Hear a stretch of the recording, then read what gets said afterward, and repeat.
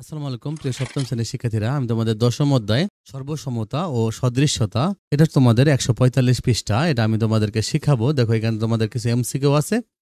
এরপর আমি তোমাদের এই জ্যামিতিগুলো সিরিয়ালে দিয়ে দিব। তোমাদের যার যে জ্যামিতিটা প্রয়োজন তোমরা এটা দেখে নিবা। দেখো, আমাদের চারপাশে আমরা বিভিন্ন আকৃতি ও আকারের বস্তু দেখতে পাই, তাই না? এদের কিছু কিছু হুবহু সমান, আবার কিছু দেখতে একই রকম কিন্তু সমান না। তোমাদের শ্রেণীর শিক্ষার্থীদের প্রত্যেকের গণিত পাঠ্যপুস্তকটি আকৃতি, আকার, ওজন একই, তাই না? তো এগুলো সব দিক দিয়ে হয় সমান বা সর্বসম। মানে তোমাদের সবার গণিত বই তো একই রকম সাইজের, তাই না? আবার একটি গাছের পাতাগুলোর আকৃতি একই হলো, আকারগুলো কিন্তু ভিন্ন। তো পাতাগুলো দেখতে একরকম বা সদৃশ্য হতে পারে, দেখতে একরকম মনে হতে পারে।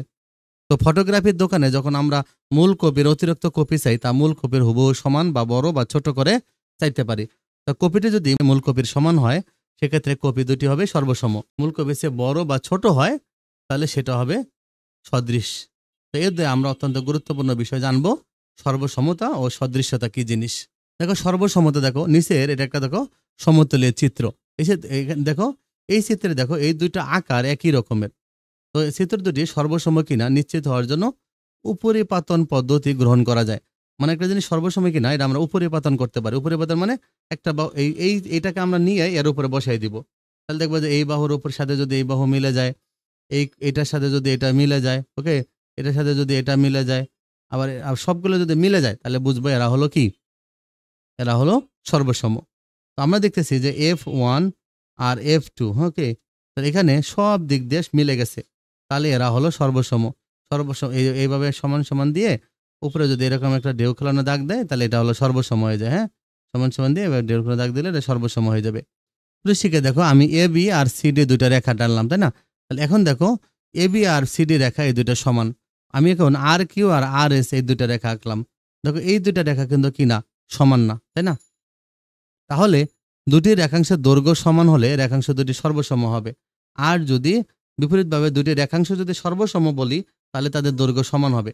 তাহলে এরা সর্বসম না। এই এ বি আর সিডি কি সর্বসম, কারণ এরা দৈর্ঘ্য সমান। দৈর্ঘ্য সমান হলে সর্বসম, আর যদি সর্বসম হয় তাহলে দৈর্ঘ্য সমান হবে।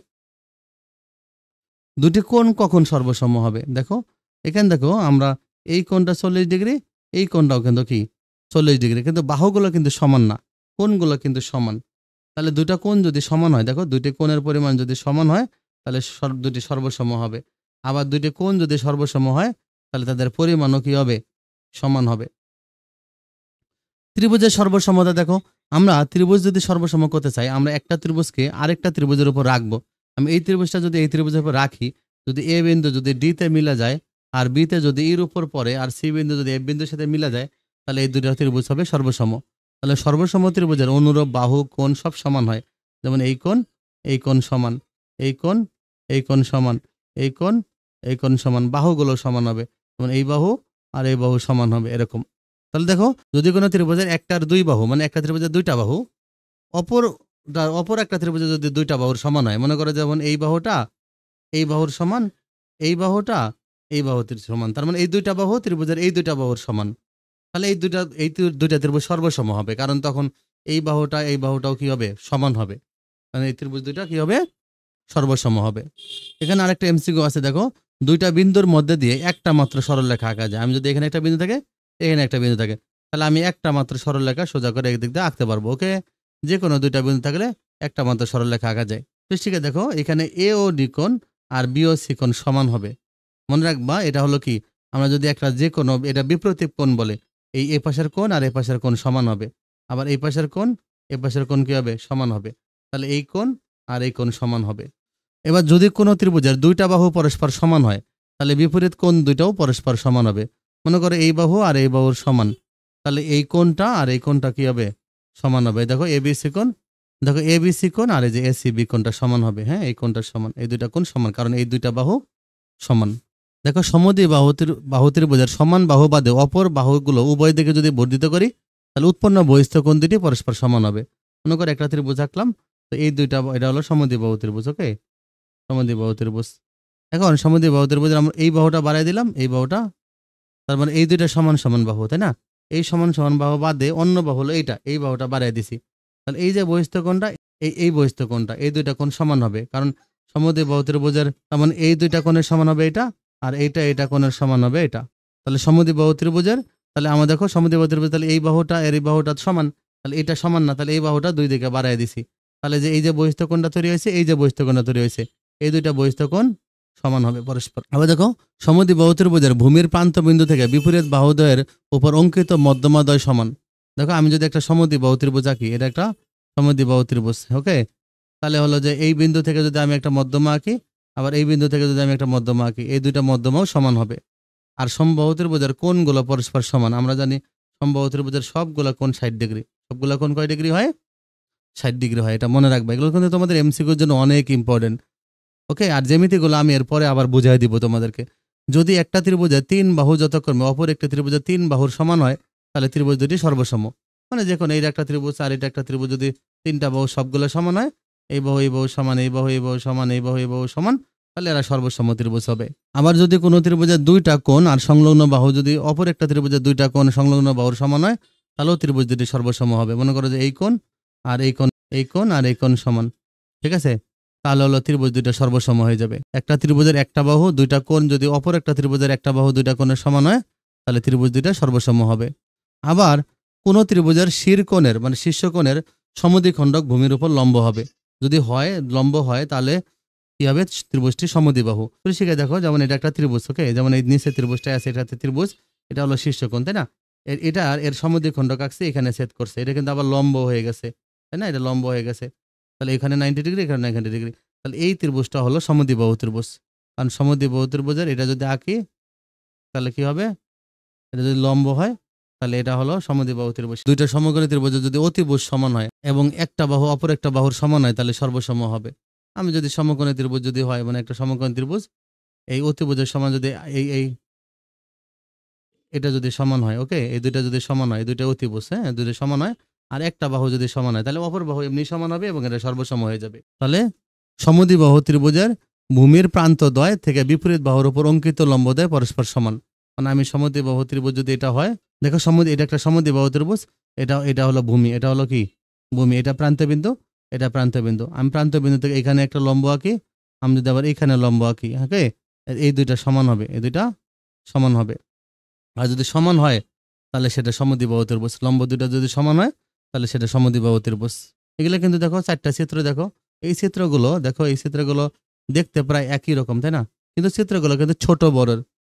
তার মানে এরা হলো কিন্তু দেখো, এই চিত্রগুলোকে আমরা সদৃশ্য চিত্র বলবো। কি বলতে পারবো? সদৃশ, হ্যাঁ। দেখতে একই রকম, বাট এটা কিন্তু দেখো, মানে চিত্রগুলোর কিন্তু আকার সেম না, আকার অসমান।